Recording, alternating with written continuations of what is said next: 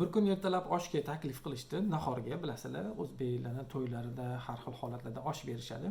Oshga borgan kunim stolimizda taxminan 10 ta 12 ta erkak kishi o'tiribdi. Albatta ayollar taklif qilinmaydi oshga, bilasizlar. Erkaklarning o'rtacha o'sha eng kichkinasi taxminan shu 40 yosh atrofida bo'lsa, kattasi 65 yosh atrofidagi erkaklar. Bitta qiziq narsani kuzatdim. Videoni tomosha qilsanglar oxirigacha juda ham qiziq holat va o'zim o'sha kuzatgan narsamni sizlar bilan baham ko'rmoqchiman. Oshda o'tirdik stolga o'tirganimizdan keyin o'sha stolga xush kelibsizlar deb kutib oladigan erkak kelib, 2 yosh baxtli bo'lsin duo qildik. Duo qilganimizdan keyin nima qildik desangiz, duo qilganimizdan keyin dasturxondan ovqatlanish boshlandi. Keyin erkaklarimiz o'sha taxminan 60 yashar, 50 yashar atrofidagi erkaklarimiz nima qilishyapti? Siz bitta pilaga choy qo'yib, choyga bitta butun novotni eritishyapti. Bitta butun novotni eritib, yaxshilab eritgandan keyin o'sha bir pila choyga bitta butun novot erigan choyni ichishyapti. Undan tashqari stol ustiga qo'yilgan har xil o'sha mayda chuchvara bo'ladimi, boshqa mayda chuyda narsalar bor. Ularni ham nima qilishyapti? Yeyishyapti. Qaysiki hali bu nima qilmadi? Osh tortilmadi. Oshgacha bo'lgan davr. Yo'q deganda bir choynakdan o'sha olib kelgan stolga olib kelingan bir choynakdan choyni ichdi, chuchvarani yeyishdi va novot choyni ichdi. Bu hali oshgacha bo'lgan holat. Osh keldi. Oshni bilasizlar, bitta lagani 2 kishi bo'lib yeydi. Endi ishtahasiga qarab turib sal ko'proq, sal kamroq yeyishadi. Osh keldi va har bir kishiga yarim lagandan osh to'g'ri keldi va u oshni yeyishdi. Oshni yeb bo'lgandan keyin stol ustida har xil boyidagi tarvuz bormidi, qovun bormidi, uzum bormidi, shunga o'xshagan narsalarni iste'mol qilishdi. Kuzatib turibman. Albatta men ham iste'mol qilyapman. Keyin kuzatib turibman. Buni yeb bo'lishgandan keyin o'sha talin kelib laganlar bo'shagandan keyin laganlarni yig'ishtirishadi va laganni olib ketishadi. Xo'p, buni nima aloqasi bor hozir? Nimaga doktor sifatida bu narsani aytyapsan bizga degan savol tug'ilishi mumkin sizlarda.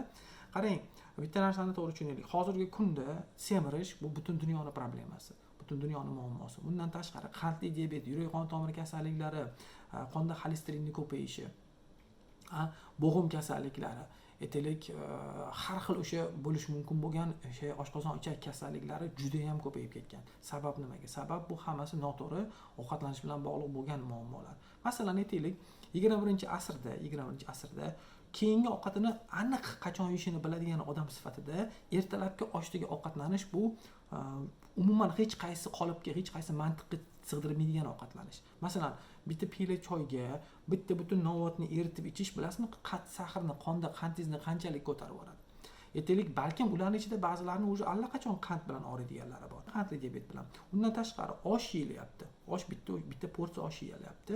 Undan tashqari ketidan yana yeyilayotgan narsalarni qarang. Albatta, mehmonga taklif qilingan va o'sha dasturxondagi narsalar mehmon uchun qo'yilgan.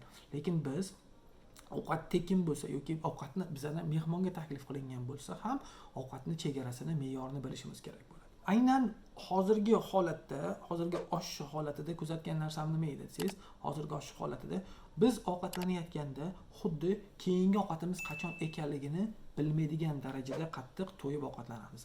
Va natijada keyingi ovqatimizda yana xuddi shunaqa ovqatlanamiz va bu surunkali ravishda davom etadi. Surunkali ravishda davom etgandan keyin har xil yuqorida sanab o'tgan ovqatlanish bilan bog'liq bo'lgan, nosog'lom turmush tarzi bilan bog'liq bo'lgan nojo'ya ta'sirlarni o'zimizda his qilishimiz mumkin bo'ladi. Shu tufayli sizlarga eslatib o'tmoqchiman, bu hozir erkaklarni ertalab nahorga oshga borgan holatini aytyapman, lekin ayollarda ham shunga o'xshagan har xil yig'ilishlar, har xil o'tirishlar kuzatilinadi. Va biz albatta bilishimiz kerak. Obedimiz bormi? Demak, ertalab kamroq ovqat yeyish kerak. Obed qilyapmizmi? Kechqurungi ovqatni bilamizmi?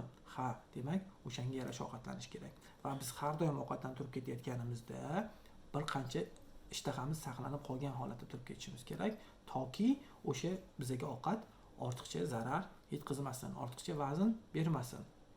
Va nazarda tutaylik, haddan tashqari ko'p shirinliklar, haddan tashqari ko'p novvot yoki asal bu albatta qandli diabetni xavfini oshiradi va qonda xolesterinning miqdorining ko'payishiga sabab bo'ladi. Yuqorida nahorga oshga kuzatgan holatimiz shu edi va biz albatta ahamiyat berishimiz kerak. To'g'ri ovqatlanish bu bizni sog'lom turmush tarzimizni eng katta qismidan bittasidir.